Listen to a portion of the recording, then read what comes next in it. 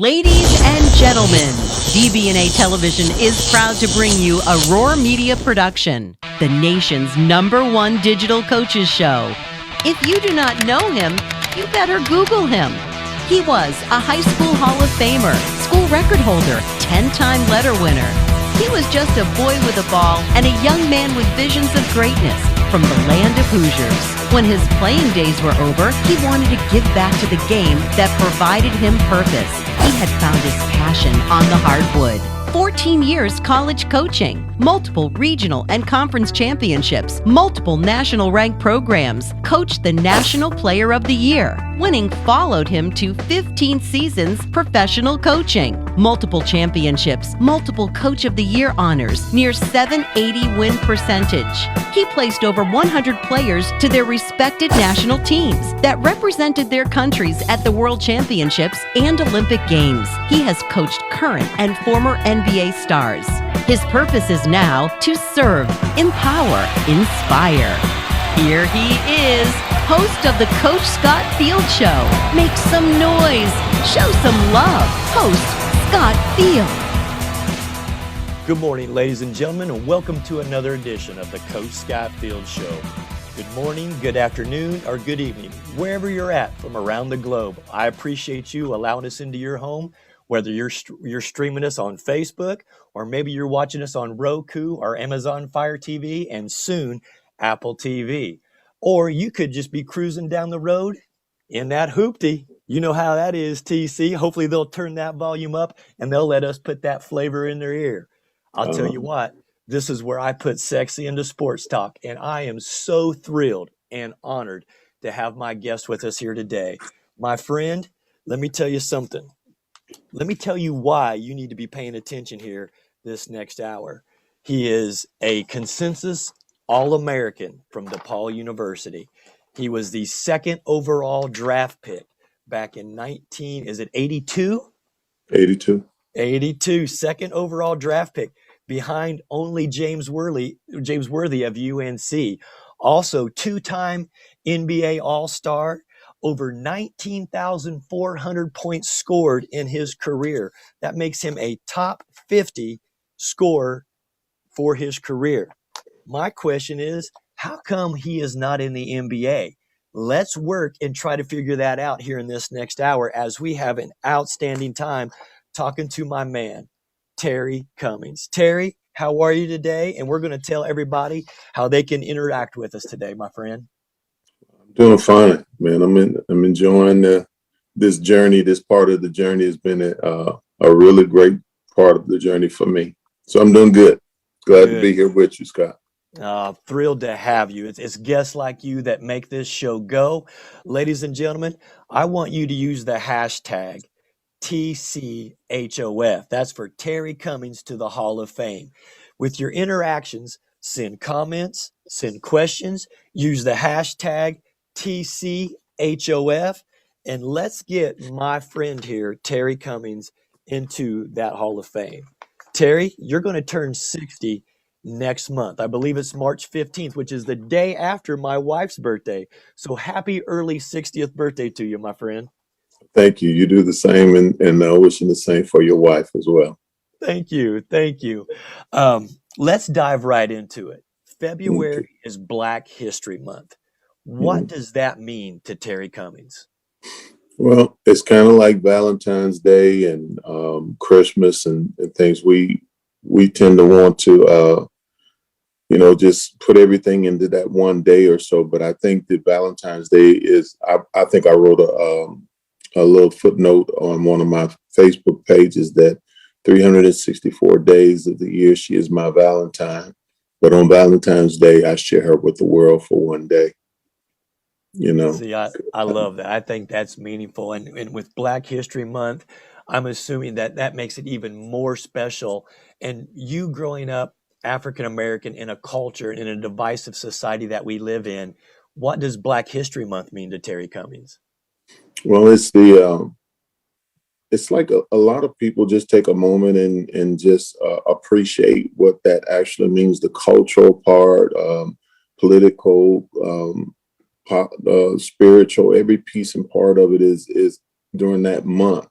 recognized, by people all over the country and all over the world. But again, to me, it's just like, with Christmas and other holidays. If we can do it for one day, how come we can't do it for two or the whole year?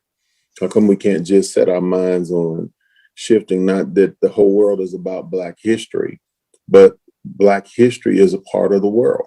And that's the really more important factor, is that we understand the role that we all play overall, but we have to pronounce Black history more because, Scott, to be honest, when you go back and look at things, the history that we have been taught is not as relevant in the bigger picture because we're only taught a portion of it.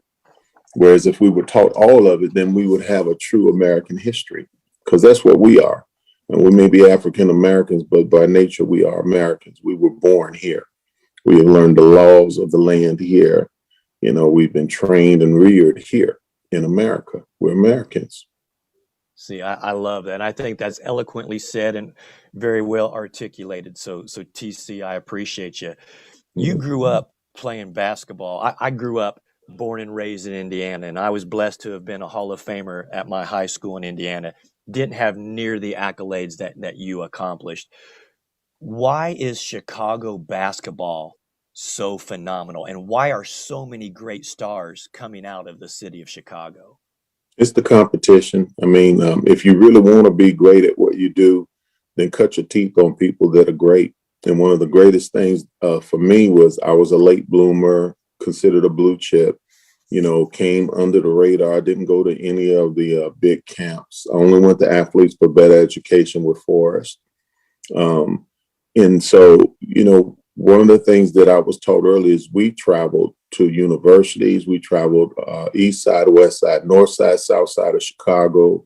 And we played against the best talent all the time, even in the playgrounds, Cole Park, Scanlon on the south side. We would go to BBR, which is like lower on the west side, and then lower north on the north side. We were playing against the best players all over the city, and they were not all recognized players. They were players that either did not go to high school, dropped out of high school, but they were some of the greatest ballers that you will never, ever have heard of. You haven't heard of. But these were the people we cut our teeth on, and we took that whole reality into the league with us. See, and I do believe that steel sharpens steel. And if you can be out there playing against the best every day, you're only going to get better. And you are obviously a product of that environment, because Chicago basketball is phenomenal. I mean, I've coached several players from Chicago, and I mean, I think of some great talent that has come out of there. And again, you are definitely one of those. And I'm sure if there are people out there that have that barber shop talk, man, Terry Cummings' name has got to be coming up in the top, top 10. Yeah. Well, I've always thought never to take it for granted that it is truly an honor to be in the conversation. And I have never been the flamboyant, outspoken as it pertains to my ability, because I was raised by a group of older cats that taught me, let what you do speak for you and not you. Because if you're talking about what you're doing, it's probably not as good as you say it is. And you have to fluff it up. For my career, I know a lot of guys that played, 15, 16 years that don't have my numbers. And really, my numbers don't really tell the whole story of the player, the philanthropist, the outreach person that was just doing things because I love doing what I do and love being who I am. But, my first 10 years, 21, 22 points a game, 9 or 10 boards. And then the last 7, 8, after I torn my ACL, I had a whole nother reflection, Scott, on my life. And I started to stop chasing after the ring and started looking at life from a different perspective, and chose that perspective, but worked as hard as I could to win a ring at the same time. But it was no longer my primary goal, in the sense that I realized these young cats needed a mentor. They needed a leader. They needed somebody. So I was shifted from my stay in San Antonio. And then I went back to Milwaukee for a year. And then I went to Seattle. And I mean, I got to play with Vin Baker, Glenn Robinson in Milwaukee, got to go to Seattle and play with Gary Payton and Sean and those guys. Then I went from there to Philadelphia, where I played with Allen Iverson and Derek Coleman and those guys. But I was always referred to these teams by coaches I either played for or had relationships with in the past. And they didn't bring me in there to sit on the bench because I was still playing. I was the go-to man in Golden State at 39, 40 years old. That's right. In the fourth quarter of games. So it was not just because of balling, but it was balling and leadership. And these two things really go hand in hand for me. And if it ain't balling, it's ministry or business or fatherhood, they go hand in hand. Leadership is the key piece because if the head is sick, the whole body is sick. So if that is true, since that is true, if the head is whole and complete, then the whole body is whole and complete. And so I refer to my stats more often than not because I realized the last 7 or 8 years that I never averaged over 10 points a game, but I was the better player in those years, a more complete player than I was in the prior 10 years. You know, because I didn't have to concentrate on one or two things. I could play defense, I could rebound. They put me in game shutdown guys, whether they were 5, 4, or 3, centers, power forwards, or small forwards. See, I like that, TC, because you think about how the game is driven today, and it's all about analytics, but that doesn't tell you about the player's heart. It doesn't tell you about his contributions on the bench, in the locker room, you know, what other tangibles that he brings to the court to make that team, because it's still a team game, Absolutely. to be effective. So, TC, I'm glad you say that because I think that also needs to be addressed. And I heard, you know, as you were describing that, I heard that old school, and they call us old heads now, but that old school mentality where, you know what, you're going to do whatever it takes to be successful individually and collaboratively and collectively on the court. And, you know, I've got a whole list of, you know, research here and questions that I want to ask, but I love some of the conversations that you're talking about. So again, for our viewers out there who are watching this, ladies and gentlemen, this is Terry Cummings, and just an amazing man. I mean, we can talk about all the accolades, about the 19,400 points, a top 50 career score, but this man is now an ordained minister, and he is about community and is about service, and he does use his platforms to educate and inspire others. And that's what our show is all about. And that's why I couldn't wait to have you come on the show to kind of talk about, you know, crawl before you walk, walk before you run, and how Terry Cummings has evolved as an individual on and off the court. So Terry, I appreciate you. And again, if you're out there, send comments and questions. And again, use that hashtag TCHOF, because again, in my eyes, I'm a former NBA and FIBA basketball coach that's had a lot of success, but I know when I see someone who deserves to be in the Hall of Fame. And I think that's what this discussion is all about, my friend. So I know you're very humble, and it's probably hard for you to hear that, but like you said, let your contributions and your stats do the talking. You've done that. So now let's let the muscle meet the hustle, and let's get you in the Hall of Fame. I'm all for that. I think at this point in my life, you know, you start to look at things not from the perspective you did in your 20s, 30s, or 40s, or even your 50s. You're looking at it from a legacy perspective. You know, what have I done? You know, what can I leave behind for my kids? I have 10 grandchildren. I mean, for them to reflect upon and things that could establish. And then there's the countless thousands of people that, you know, I didn't just start ministry when I retired. I've been in ministry since I was 16 years old. Right. You know, and so I started pastoring. I'm pastoring a church here in the Atlanta area and going on 13 years with that. Wow. It's been a ride because the irony, Scott, about life is that many of the things that you don't really want to do are the things most necessary for you to do to become who you really are supposed to be. And pastoring did that for me. I mean, you know, having to work with people closely whereas as a professional athlete, a lot of times you keep your privacy and your space. But in pastoring, you're not afforded that because people have real needs and you can't afford to fabricate the truth or the lifestyle or the manner in which people live. You got to give them something that is exactly what they need, not always what they want. But I'm personally, I've been blessed. I've been blessed because I played in a business, in a profession for 18 years where the average guy only lasts 3 or 4 years. To me, that's grace. It's truly a grace from God.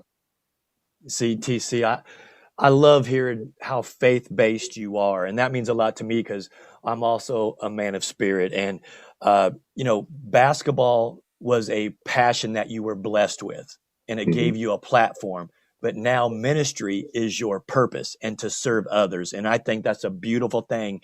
And I feel like that needs to be that needs to be known more, and more awareness should be brought to that. So, man, I'm so glad we can use this platform today to let everybody know what TC is now doing. And I'm thinking of the hundreds of thousands of lives that you have positively impacted throughout your career and now post-career, which again is the most valuable thing. And that's what I feel like a lot of these NBA rookies and players who are coming up who don't have that foresight and don't have, they're only living for today instead of living for 5 years from now and 10 years from now. So TC, God bless you, brother. Keep doing what you're doing. And I think it's phenomenal work. I will. You do the same, Scott. I really appreciate this platform. I never take for granted when people open up their platform to you because, there's a script that says that we are to be careful how we build on another man's foundation. And for me, I often think about it in regards to, the smallest or the greatest platform. Always be respectful of it because the platform is a bridge that you cross over to go and you cross over to come back. So you handle it with the care, as though it was yours. Because until you can be trusted with somebody else's stuff, you won't hardly ever have your own. Woo. Preach right there, brother. Thank you for sharing that. Let's backtrack a little bit and get into more of the basketball journey that a lot of people know Terry Cummings for. You got to play for legendary coach Ray Meyer.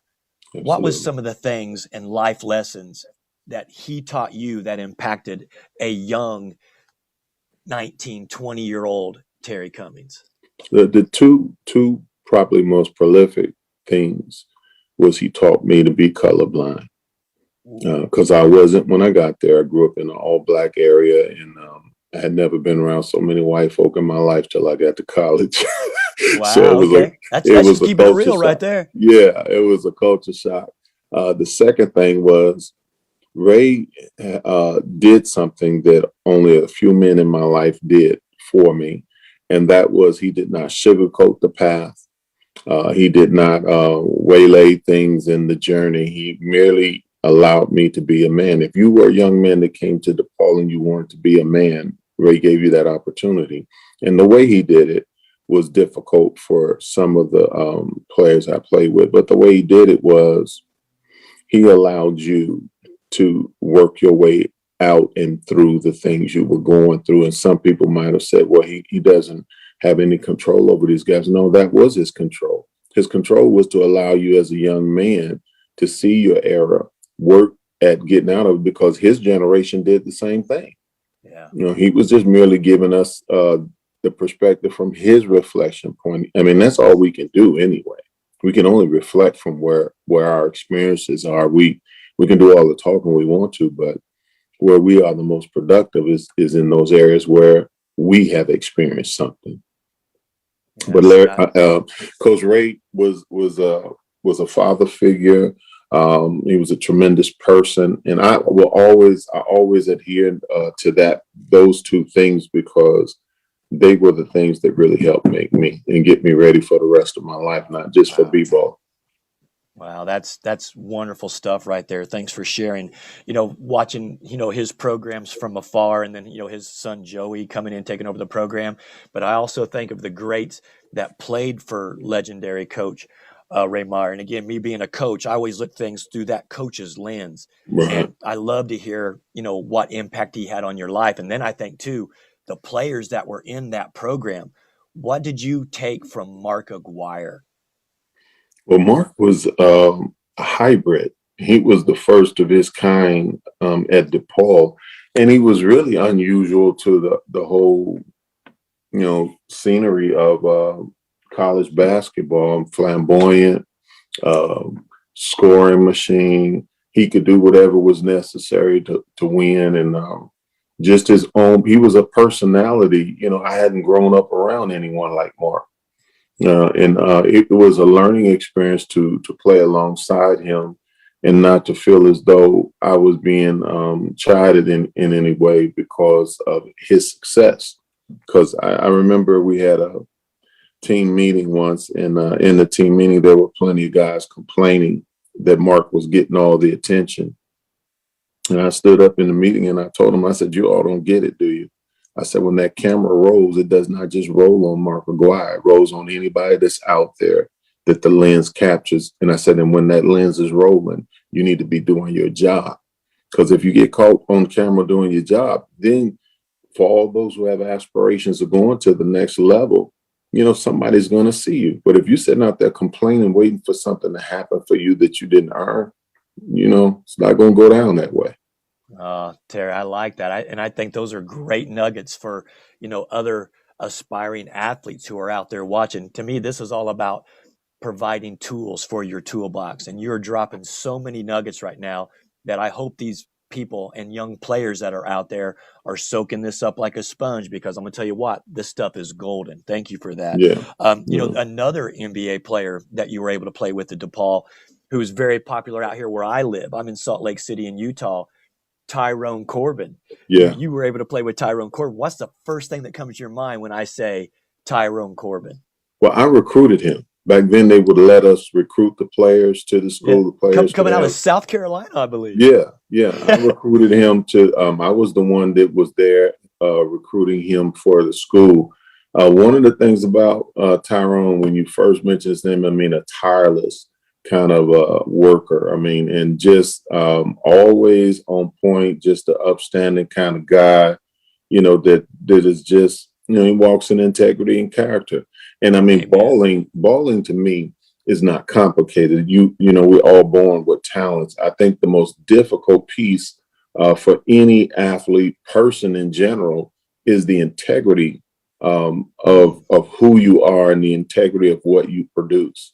Because if you lack and are void of integrity, then whatever you do will always be suspect. And what I mean by suspect, people will always challenge it. And they're going to challenge it anyway. Yeah. But when you have no integrity and you don't know the value of your positioning, you're a liability to everybody because you don't know who you are. Yeah, that's Ty was a special player. Yeah.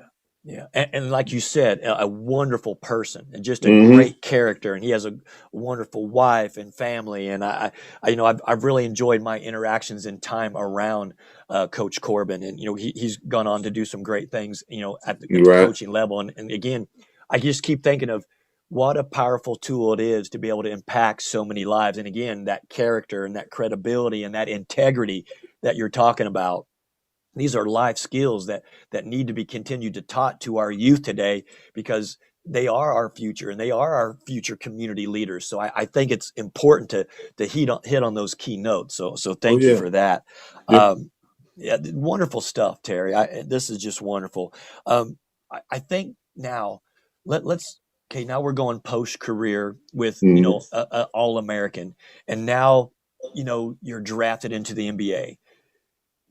Was it motivation for you when James Worthy was selected number 1 and you were selected number 2, but yet in the bouting that year, you won Rookie of the Year?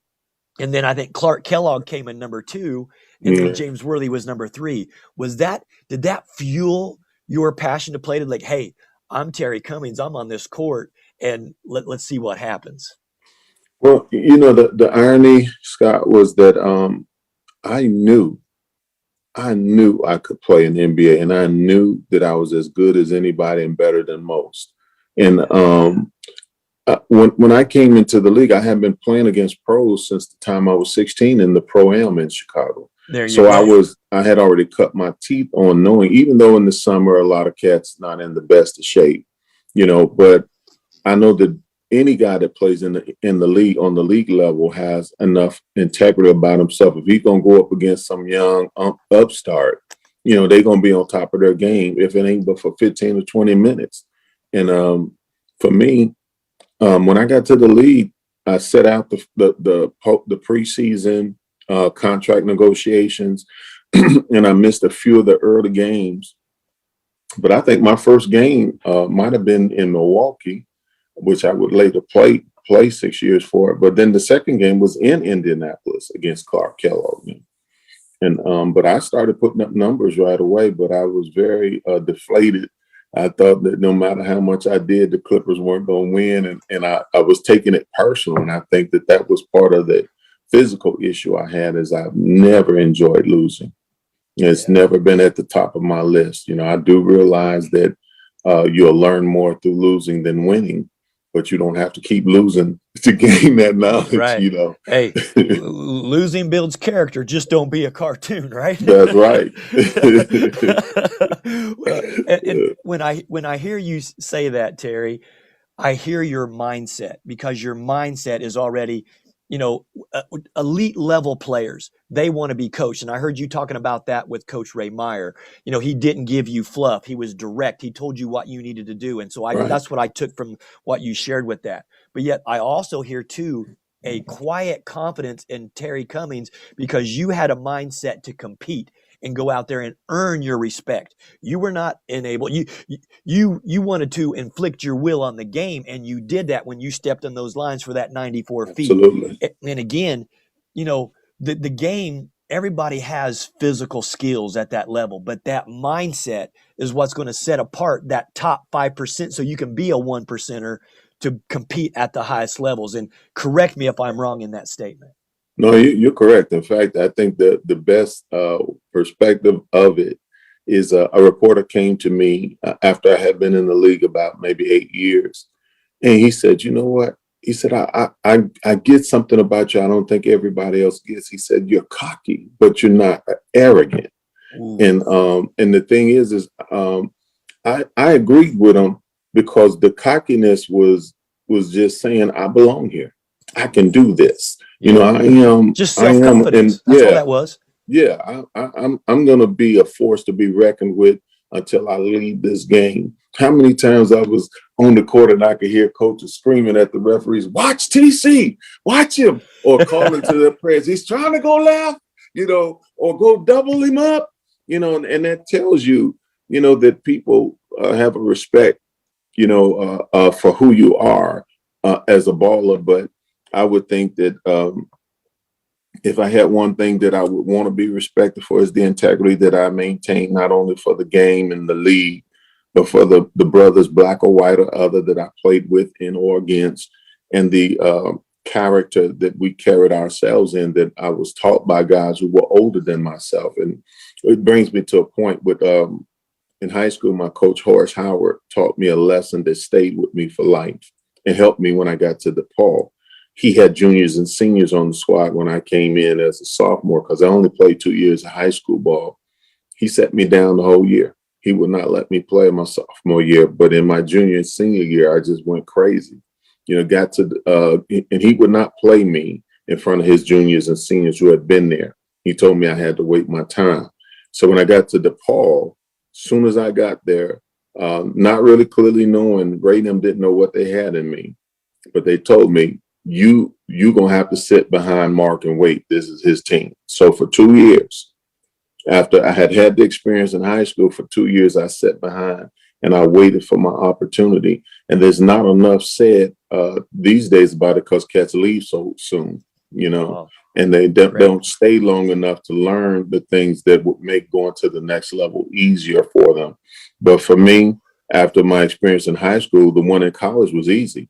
I sat back and waited. And then just so happens a few games into the junior season, we played Louisville on national TV, and I explode 37-point night, 10, 15 boards, 18 boards. And the rest is kind of history after that.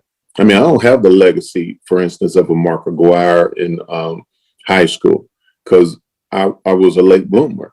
I didn't go to the camps. I didn't. I made honorable All American in high school, but I made All American first team, I believe, All American in college.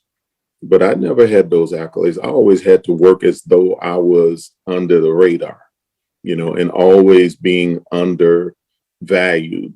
But the thing that kept me was that I knew who I was, and I played like it every time I got on the court. I always believed that my best would be left on the court, because when I get off the court, I didn't have to go home and talk basketball because I did the best I could do. I left it on the court. And my friends and family said, how come you don't talk basketball? I said, because basketball ain't everything that I am. It's my job. It's what I do for a living, and I don't want to bring it home. I got a wife and 2 kids, and I want them to be able to enjoy their father. I want them to see me as the man of the house, not as Terry Cummings, the ball player.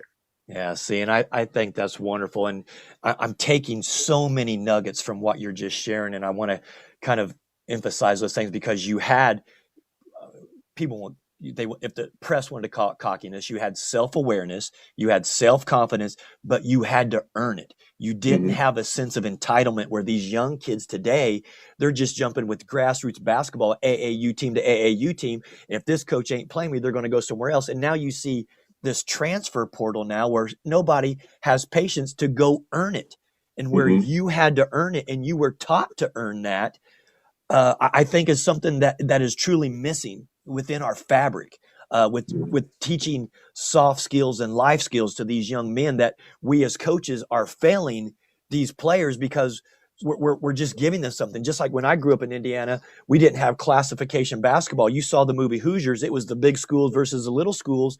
And those were wonderful life lessons to learn because it wasn't just a participation trophy given out. Let's get rid of that. Let's make people earn it. And I feel like your character is going to be rewarded for that. And again, let's go back to that. And Terry, and thanks for sharing that. Yeah, your durability is a big piece too. Oh, because your durability is built around constancy, which is your ability to be faithful and constant at what you do.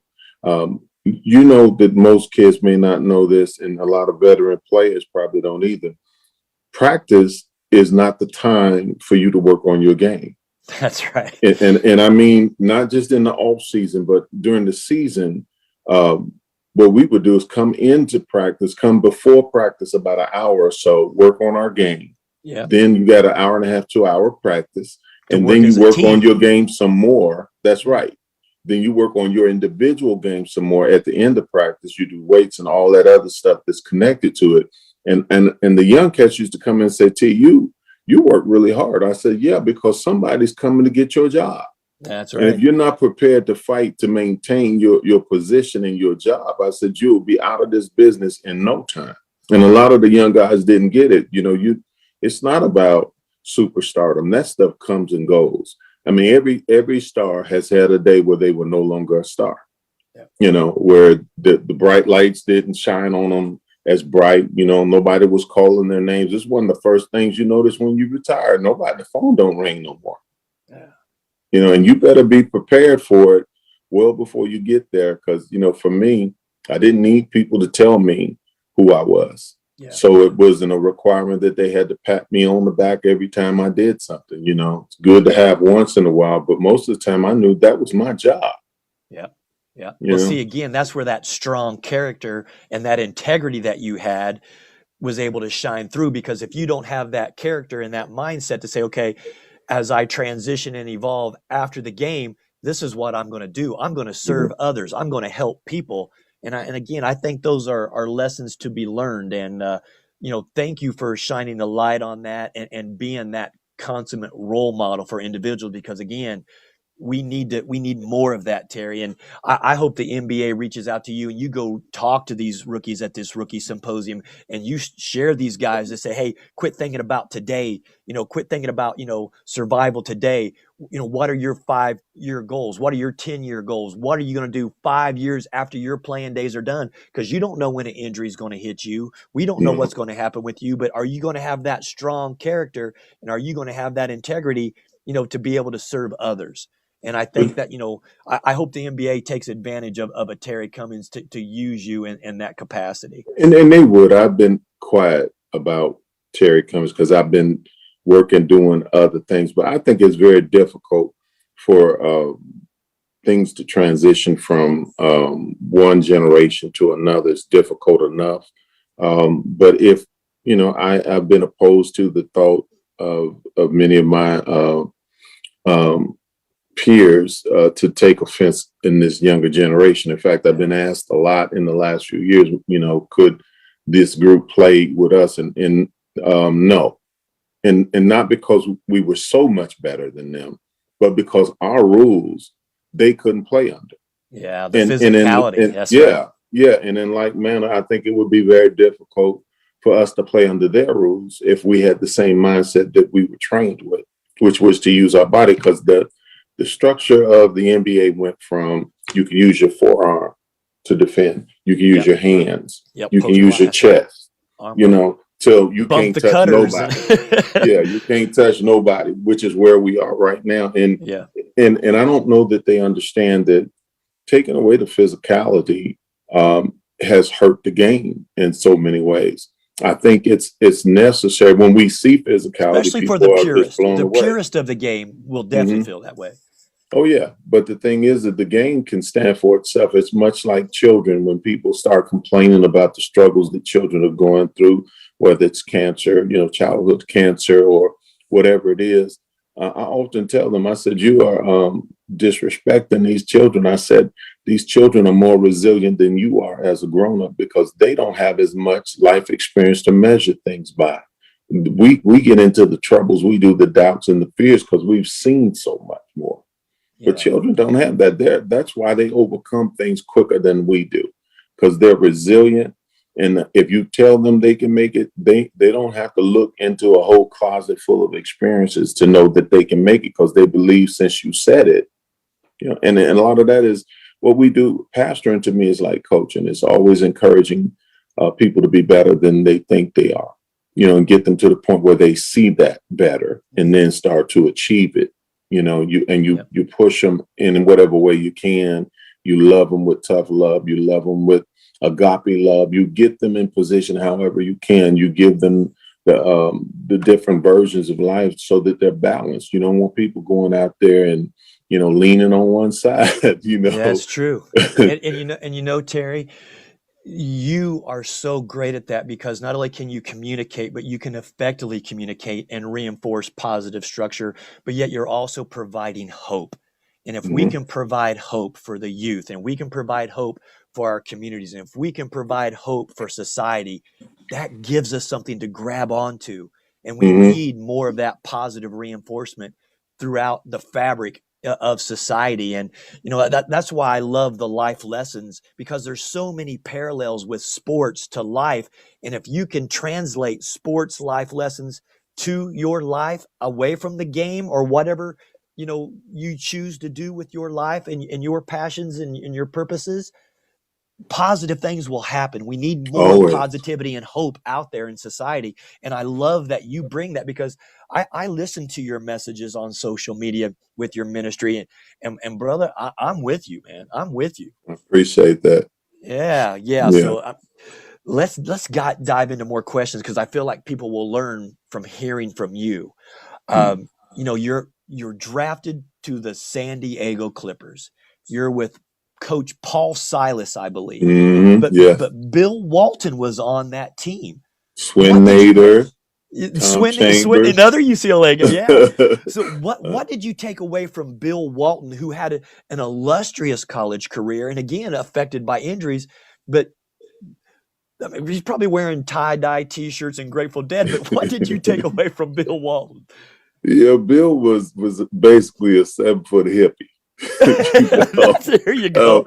But I watched him, and he gave life lessons to me as well, not just about basketball, but about the system, of how the system was set up. And as a young player coming in, I remember telling him at one point, I had got so tired. The practices were long, not with Paul Silas, but with Jim Lynam the second year. Oh, yeah. And And I remember him sitting down telling me, he said, T, there's nothing in your contract that says you have to practice. And I thought to myself, that is a true Bill Walton quote. That's an Allen Iverson startup right there. Practice. uh, We're talking about practice. yeah, but back then you didn't have a lot of these liberties. These cats take off days and stuff. We Oh yeah. What's even an load off management? day. What? There was no load management in the Yeah. 80s and 90s. Well, I mean, it's made easier for them, and it's still complicated. And a lot of it is I get, because I used to think the season was longer than it needed to be, but the thing is we were so tempered for an 82 game season that we prided ourselves on pacing ourselves into the last 30, 40 games. Win the games you're supposed to win. As I learned in Milwaukee, you win the games you're supposed to win, and they give you the right to play in the big games that nobody expects you to win. Ooh, I like that, Terry. I like that. Let's do a little rapid fire. I want you to say the first word that comes to your mind after I mention some of these NBA coaches' names and what you took for them. Okay, you ready? Mm-hmm. Let me get my list out here because you play for some great coaches. So Yes. you get Paul Silas. What's the first word that comes to your mind? Then steady, real Okay. steady, dirty, quiet, but right to the point. I like that. Okay. Don Nelson, Nelly. The consummate coach, teacher, mentor, philosopher. I mean, just he was the at the apex for me in the whole process. Yeah, I got to be around him when my friend Keith Smart allowed me to come out and be at the NBA Summer League. And of course, Nelly was the head coach. Keith Smart was the top assistant coach at the time. And that's when Steph Curry was a rookie. And man, I loved hearing how he taught the big man. Most screens are set down here, but he wanted guys to sit up here because that way they could catch the ball, turn, and then make a quick run. I thought, that's brilliant. Why aren't more people doing that? So he's an innovator for sure. And that's the point. The one word I didn't mention is he is probably of all the coaches one of the greatest innovators of the game. The game that is being played in the league right now is his game. It started in Milwaukee, then Dallas, then Golden State. I'm not sure the order of that, but they all played the draw and kick game. It all started in Milwaukee with Don Nelson.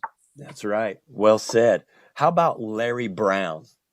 Man, the most intense coach, great teacher, great man, and I have a lot of respect for him on a different level because he and I had a run-in that was not meant to be a run-in, but it became a run-in because a reporter friend of mine put it in the newspaper, a conversation that we were having, and the reporter, Pete Vesey, said that he thought it wasn't, he thought it was just news. You didn't tell me, woo, woo, woo. And so we playing the game, and I hope you have time just to share this. It won't take long. So in the locker room after this game, I come in and the reporters are all over my locker, and I come in and say, what is going on? I didn't even have a good game, Yeah. And they said, well, this article in the newspaper that Peter Vesey wrote, and woo, woo, woo. And I remember Larry coming in, he was huffing and puffing, and me and Larry always were close. We didn't always agree, but he respected my opinion and I always respected his. And so when I heard what the issue was and Larry came in, he said, TC, did you do this? Did you say these things? And I said, yeah, I said them. And just like that, I said, you owned it. But I didn't mean for them to come out like that, because then these are nothing than words that you and I haven't talked about. He said, I know, but that guy there, basically, they were bumping heads. Yeah. Him and Pete Vesey. So, but that was an integrity moment for me, because I could have lied, but it wouldn't have been good for me, because as it turns out, some years later, he was coaching me in San Antonio. Yeah. He calls me up when he's in Philadelphia, and he says to me, I want you to come and help me with these young kids. And these young kids were Allen Iverson, Derek Coleman, Wingate, all of those guys. So I wound up, because of the way I handled myself in San Antonio, I got a job in Philadelphia. And see, that's the ultimate sign of respect, because respect was earned. And when Coach Larry Brown calls you to come be a mentor for these young guys because he knew what you brought to the table. That wasn't about how many rebounds and how many points you're getting. It's like, hey, help me groom these young men because they got a chance to be special. And he called Absolutely. upon you. That's Yeah. powerful. And That's that's very respect. humbling. Very humbling. Oh, yes, sir. When I traveled throughout the globe, I got flags all over my studio here of all the countries that I coached in. And a reporter once compared me to Larry Brown because he said, you guys win everywhere you go. And for my name to be mentioned in the same sentences as Larry Brown, I was like, Hmm. whoa, that meant a lot to me, Terry. I'm Great, not going to great, lie. great, great, great guy. And it Oh, is great guy. truly great to be mentioned in the same breath. Oh, hey, I don't deserve it. Just like you owned your statement, I own that I don't belong in the same breath as a Larry Brown. Come on, he won in college, he won at the pro. That guy, phenomenal. But you Mm. also got to play. Didn't you play for George Karl? Actually, I did in Seattle. Yeah, with Nate And McMillan and Kemp and yeah, well, yeah, what's the first one that Gary comes to mind with Payton, Coach Karl? man, another, he to me is cut out of the cloth of Don Nelson. He's a great innovator. Yeah, And the thing that both he and Don Nelson had in common, and Larry Brown to a degree too, is they were great people, because they're coaches that are great in X and O's, but don't understand or know the personalities. If you don't learn the personalities of your players, it's difficult for you to write up a play for a player that you don't know what his capabilities are. I mean, not what you want them to be, but what they are. yeah, And coaching philosophically is difficult for most people because you think that if a player is for a 4 or 5 game stretch doing only certain things, that's all he can do. But every game is different, and every player is different, and the coach has to be willing to see the growth in his players too. Amen. Amen to that. I'm a huge advocate for everything that you're saying there, and I got to echo those sentiments. So thank you for sharing that. You've met. We talked about some of the great coaches that you played for and played with, and then you mentioned some of the players that you were also with. Mm-hmm. The Admiral David Robinson. What did Mm-hmm. you take from him? Well, actually, the year David and Sean Elliott came into the league was the time I was traded from Milwaukee to San Antonio. And they told me they were sending me there. They were trading me there to help make it easier for those two. David is a hybrid kind of big guy, and Sean is a hybrid kind of middle of the road guy. And both of them were great, tremendous personalities and people, great players in their own right, with a lot of history behind them from high school, college, and even in the league. And David was he and I were stuck to each other like glue while I was in San Antonio. So he was one of the first ones I mentored, him, and then Sean, and then Avery. When Avery came along, Creole gumbo. yeah, I was given the opportunity to really have a narrative into their lives, and I knew that it was important to do it right. Even in the areas where I was having issues with my own life, I was transparent enough to move past it. Oh, But those two, I love them too. Yeah. Good. But see, again, there's that magnetism because character draws other character. And you know what? I think that's probably why that magnetism was there. I had a question sent in to me, and I wanted to break this. Not your first All-Star appearance, but your second All-Star game. What do you remember about your second All-Star game? Because I think Karl Malone might have been MVP of that. But talk to us about, I mean, I'm sure the first one was like, wow, I'm an NBA All-Star, and you walk in that locker room and you look around the talent and you knew you belonged. But what about the second All-Star game, walking in that locker room? What memories do you have of that second All-Star appearance? It's been so long, Scott. Yeah. But I think what it was, if I remember correctly, my mom and dad came to the first one, and that was the most special for me. And the second one, I think it was myself, Larry Bird, and Mike. We were sitting on the floor, and we were just chit-chatting, and in that moment, I felt like, wow. I mean, I watched Larry Bird, in the college finals. I've watched Michael Jordan come along, and we've gotten to play against him all these years. And here I am right in the middle of these two great players. And it reminded me of something my middle boy, TJ, said to me once. We were living in San Antonio, and we lived next door to this big time doctor. And TJ had gone over to their house, and he came back and he was just like flabbergasted. He said, "Dad, the people next door to us are rich." And I started laughing. And he said, "Well, what's so funny, Dad?" I said, "Because you live next door to them." Wow. And so to be in that vicinity with those great players, it made me understand that whether I want to call it greatness or not, I belong here. I belong here. I love that, man. So much detail. I mean, gosh, we could talk for hours, Terry, and I love this because I love the insights that you're sharing. We talked about all those other players, but how about Allen Iverson? And that question that came before, I want to give Jay Brandwright a shout out because he's just a phenomenal journalist and a great writer, and he wanted to know what your thoughts were on that second All-Star appearance. And so thank you, Jay, for that. But what were your impressions with a young Allen Iverson? Because when you think of Allen Iverson from a coaching lens, I think of how he impacted a culture, whether it's positive or negatively. He brought change to the league, whether people would judge him for his dress or his attitude. But I look at a little 6 foot, 160-pound competitor. But what did you see with Allen Iverson and what he brought to the game and to the culture? He was a more contemporary version of a Nate Archibald. Ooh, he okay. was very talented, gifted. It was just easier for Al because of the nature of how he saw the game and played the game. He was a very good person in spite of what people would think.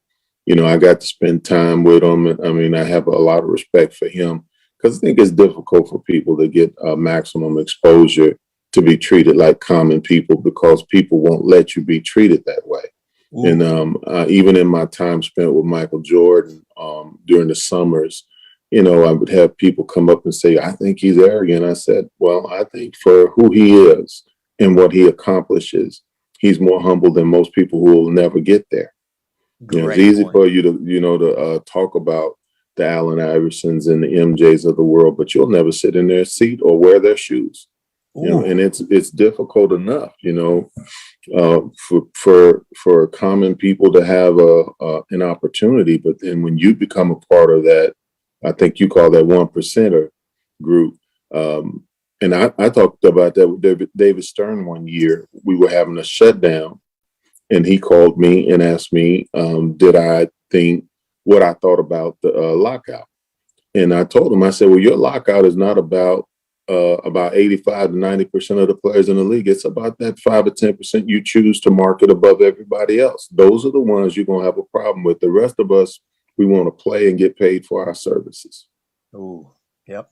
Yeah. See, and I like that because I think that's well put because, again, what I'm calling a 1%er, it's easy for everybody to sit back and judge someone who has attained the highest levels of a certain industry, and they're the best of the best, the elite. So that 1%. So how can 99% sit there on Twitter nowadays and just blow people up when you don't even know anything about them, but yet you're going to judge them for maybe how they look or how they dress when you don't know their heart or their character or their soul? And I think that's a great statement. And Allen was I'll say this, he was a pioneer in that, when you say culture, I know what you mean. Most people may not know. It's not just basketball. He affected the culture of the league by virtue of his hip hop lifestyle. Yeah. And his manner in which he prepared. Man, look, I played with Al for about a year. We would have shoot-arounds in different cities that may come at about 11 o'clock in the morning. Well, Al is just getting in, and so he was funny, but now he could miss a practice or come to practice and sit down. But when game time came, he was prepared to play. Yeah. You know, see, that's right. And that's that's we had a conversation with Rick Barry a few weeks ago, and he talked about that. He's like, man, do you want me to perform and go 100% at 10 o'clock in the morning at shoot around, or do you want me at 100% at 7 o'clock when the lights are on and the popcorn's popping? Which do you want? Well, that would be the conversation we would have. I would tell the coaches, I said, look, you could either have this now or you can have it at game time. And for me, I enjoyed practicing because I knew it kept my rhythm up and kept me sharp. But for other players, they were discontent about practice. And sometimes I get it. It's a long schedule. And we played, and most of the teams I played on, we played very hard in practice. Yeah. So it was very competitive. And if you were not a competitive person, you wouldn't want to do this. Yeah. Yeah, see, that's a la Michael Jordan. That was easily documented in The Last Dance, that a lot of people or this new generation was introduced to, which just reinforced what our generation knew. But it's like everybody grew up with Kobe, but watch with Michael Jordan on YouTube, and all of a sudden The Last Dance showed how he challenged those players in practices and, made it competitive because he knew he needed them, when it was, championship ring time, right? Yeah, but the thing is I'm gonna say this in full disclosure.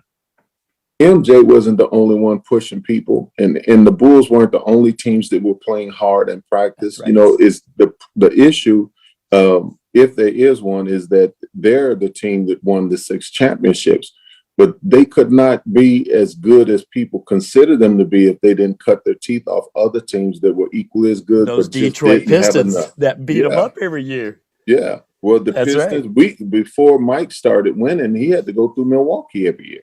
Yep. So you had Milwaukee, you had New York, you had New Jersey, and these East Coast teams in Cleveland and Indiana. I mean, these teams were not shabby. These teams, if they played now, these teams will win 55, 60 games a year. Yep. There you go. And it's difficult because a lot of times these smaller markets don't get mentioned. I mean, thank God for San Antonio Spurs winning championships because it exposed the world to smaller markets. Yep, that's right. Amen to that. Thank you, Terry, for sharing that. Ladies and gentlemen, again, we're with Terry Cummings. To me, a Hall of Fame basketball player, but most importantly, he's a Hall of Fame person. Again, hashtag TCHOF. In a few minutes, let's pull the curtain back. And I believe when we can connect with people is positive. Let people connect with Terry Cummings, the person. What's things about Terry Cummings that most of society doesn't know? Share that with us right now, TC. I have spent half my life being an introvert, and this last piece of my life being an extrovert. I had to learn how to share myself with people that had needs, that I could help with. I'm not called to everybody. I can't help everyone, but there's a group of people that are drawn to me and they really want, just like the same with you, Scott, they really want what you have to offer. And I think that's one of the things. The other thing is that I don't chase things. I let them chase me. I do the work. And I do what I'm given the ability to do. I feel like God gives you a gift. He gives you, a talent. It's your job to make that talent a gift. And when it becomes a gift is when you give it back to God and say, look, here it is. You gave it to me. I'm going to give it back to you. And he makes it something that we could never make. But he also, in taking the talent and making it a gift, you're opened up to the pruning process, which means you can continue to create fruit forever. And the other thing is my greatest design and strategy of life was fatherhood. And I was not perfect at it. I just worked at being mature, at being a father to my 3 sons, Antonio, TJ, and Sean. And being able to look back over my life and know that if I could have done something different, I would have. But since I didn't, it's over and we can only work from this point on. But fatherhood had been the most tremendous piece and part. And then lastly, my relationship with Christ. It was the glue and the string to everything because it taught me patience. It taught me how not to blow my early in my career, high school and college. I'd have trouble getting 2 or 3 fouls real quick because I was so intense. And I had to learn to calm down. And it was through prayer and studying and just getting away from everything and being quiet before games that I got that calm demeanor that everybody talks about. And they would say, we don't know where he at. We don't know what he's thinking. But the quiet guy is the guy we got to watch. There you go. know? That silent assassin. You see, Terry, I love that. And thank you for being so bold and so brave and so courageous to share that intimate detail of Terry Cummings with the world. Because what a lot of people don't know, I made the same choice. Mm-hmm. I was blessed to have the ability to communicate and to be a coach. And I stepped away from that when we adopted our son. And when we adopted our son from South Central LA, who I can share with you now, thank you, God, for allowing me that opportunity to be a role model and a mentor to my son. He's now playing professionally in the country of Georgia and FIBA, and this is his 3rd year. And it's the greatest thing that I've ever done.